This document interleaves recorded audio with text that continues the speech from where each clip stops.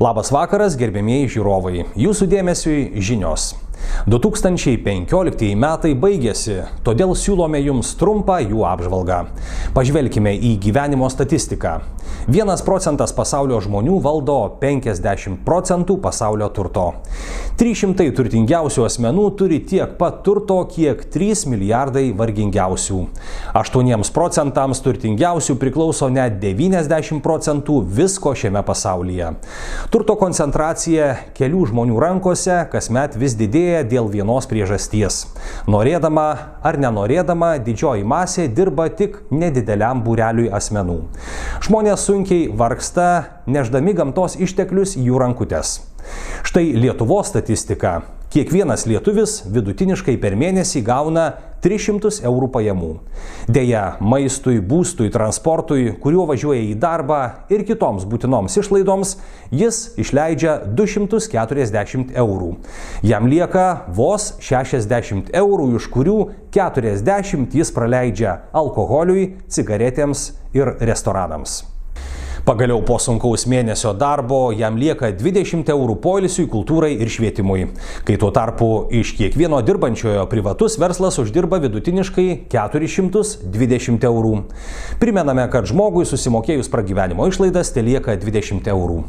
Mūsų kultūra tapo kaip bičių ferma, o pasaulis dideliu medaus fabriku, kuriame eilinis žmogus yra bitutė, visą dieną renkanti medų, o už tai gaunanti tik truputį cukraus. Žmogus gimsta ligoninėje, kuri yra kaip gimdymo konvejeris ir patenka į išsilavinimo sistemą, kurioje konvejeriniu būdu ruošia būsimas bitutes. Jos darbščiai neša medutį, tiek iš jų ir tereikalaujama. Pragyvenimas toks brangus, kad jeigu žmogus prarastų darbą avilyje, jis iš karto pražūtų. Tad baimės vejamas, jis dirba dar kruopščiau. Kaip tos bitutės, kurios šitaip įsikvėpusios dirba ir net nesusimasto, dėl ko visą tai daro. Paskaičiuokime, kam žmogus skiria savo dieną. 7 valandos miegui, 8 valandos darbui ar studijoms, 2 valandos valgymui, o kur jis praleidžia likusį laiką. Net 8 valandas vidutiniškai lietuvis praleidžia prie masinio informavimo priemonių. Tai yra televizija, internetas, radijas ir spauda. Vadinasi, arba lietuvis turi 25 valandas per parą, arba dalį darbo laiko praleidžia Facebook'e.